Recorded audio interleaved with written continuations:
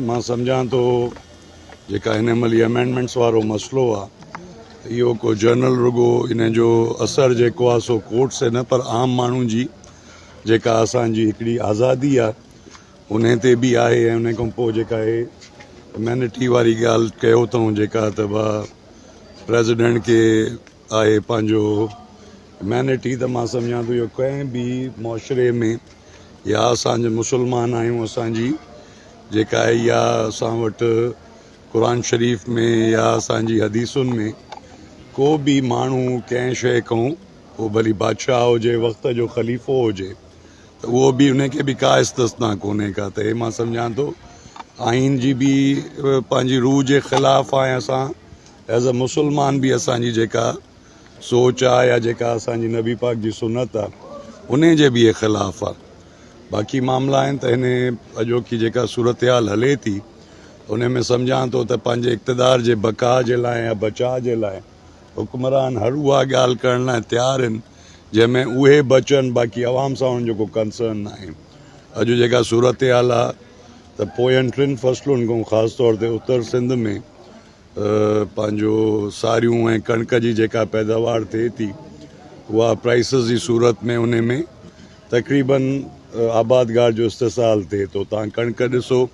जेॾी महिल आबादगार ऐं हारी वटि कणिक हुई त उनजो रेट हुयो 2000 ऐं 2200 जॾहिं उहा आबादगार हारी खां निकिरी वई ऐं जेका आहे सो हिकिड़ो वापारी तबिके वटि या जेका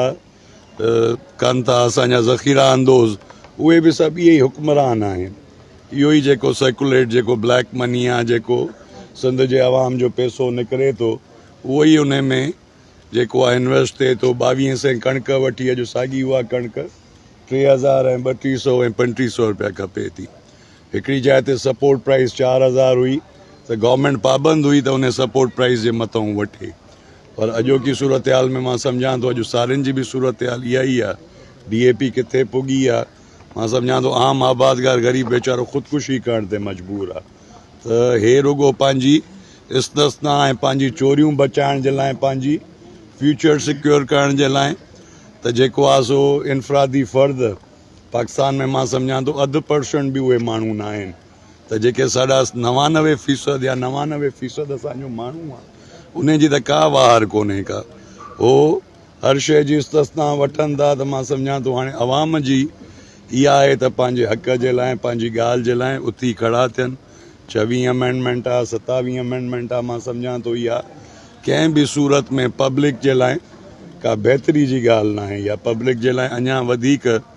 निगेट थींदी पब्लिक ऐं अञा वधीक बेवार थींदी मां अर्ज़ु रखां त हारी कार्ड तव्हां अॼु सर्वे कयो त हारी कार्ड कंहिंखे मिलियो आहे आम हारी खे उहो कार्ड मिलियो आहे उते बि उहा ई आहे चंद हिकिड़ो टोलो आहे मां सम्झां थो लाड़काणे जी जे असांजी ज़िले जी अॼु पॉपुलेशन 16 लख आहे त 1600 माण्हू बेनिफिशरी आहिनि बाक़ी तक़रीबन जेको आहे सो माण्हू लाड़काणे ज़िले जो तव्हां मूंखे ॻणे तव्हां ॾिसो तव्हां स्टैटिस्टिक्स ॾिसो जेका बि अचे थी हर शइ उहे ई मुफ़ादनि जा टोले जा हिकिड़ा माण्हू आहिनि आम माण्हू जी का वार नथी थिए त 16 लख मां 1600 माण्हू बेनिफिशरी यानी 1% 99% वरी बि आम माण्हू जेको आहे उन जी का वार कोन्हे का कार्ड बि उन खे थो मिले घर बि उन जो थो ठहे ॿिया मामला बि उन खे था मिलनि त मां सम्झां थो सॼो हिकिड़ो 17-18 साल जे इक़्तिदार में हिकिड़ो अहिड़ी माफ़िया ठही वई आहे पर मूंखे उमेदु आहे अल्लाह पाक जी ज़ात में ऐं सिंध जे अवाम में हाणे आस्ते आस्ते शऊर नौजवान मां सम्झां थो उहो तमामु घणो हाणे इन्हनि सभिनी शयुनि खे सम्झे बि थो ऐं मूंखे पूरी उमेदु आहे त सिंध जो माण्हू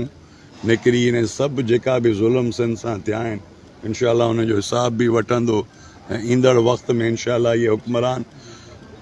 बका अल्लाह जी ज़ात खे आहे फिरौन हुजे उन्हनि जो आख़िर बि सभिनी जे साम्हूं आहे त हिननि जो आख़िर बि इहो ई थियणो ॾिसो हिन तरमीम में जेका सरकारी धुर जा सपोर्टेड जेके माण्हू आहिनि अॼु तव्हां ॾिसो सखर बार में इहा अॼु 27वीं तरमीम जे ख़िलाफ़ का हिकिड़ी रखियल आहे कॉन्वोकेशन कन्वेंशन रखियल आहे उन कन्वेंशन जी जेका मेज़बानी थी करे उहा सरकारी धुर वारा ई वकील कनि था त मां सम्झां थो हीअ का स्पेसिफिक का कंहिं पंहिंजो हुन जे लाइ न आहे, इहे आम माण्हू जी हक़ूक़ जी जेका आहे सो निगेशन न आहे, उन्हनि जी हक़ जेको आहे सल्ब करण जी हिकिड़ी कोशिशि आहे। ऐं मां सम्झां थो वुकला जंहिं नमूने पार्ट प्ले कयो सिंध जे हक़नि जे लाइ, जेको पाणी वारो मामिलो थियो उन में मां सम्झां थो अरावल दस्तो सिंध जो वकील हो, या अॻु में बि जेका जॾहिं असांजो 2007 में वुकला मूवमेंट हली त उहे ई माहौल आहे, मुल्क में डिक्टेटरशिप हुई। अॼु बि हिकिड़ी जेका अनसीन डिक्टेटरशिप आहे, सिविलियन डिक्टेटरशिप आहे, जेके सिविलियन्स वेठा आहिनि उहे डिक्टेटर्स वांगुरु जेको आहे सो प्ले कनि था, पोर्ट्रे कनि था। त इहा सिविलियन डिक्टेटरशिप आहे मुल्क में। ऐं इनशाला जीअं 2007 ऐं 8 में वकीलनि जी मूवमेंट हली त मूंखे उमेदु आहे इनशाला हाणे बि वुकला वधीक जेको आहे सो पंहिंजो मुतहिदिन, वधीक जेको नौजवान आहे उहो शऊरवंद आहे। इनशाला इहे मां सम्झां थो तमामु जल्द जेको आहे हीअ जॾहिं पाणी जो मामिलो हलियो उन महिल हिकिड़ो ठहराउ हुयो 4-5 महीना, त ईंदड़ जेका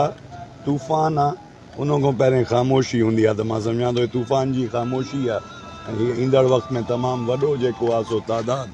सिंध मां निकिरी ऐं हिन सॼी जेका मामला थियनि था उन्हनि जे ख़िलाफ़ु निकिरंदो बि, ऐं पंहिंजे जेको आहे सो जिदोजहद सां इहे सभु शयूं जेको आहे सिंध जो माण्हू पंहिंजा हक़ वापसि वठंदो।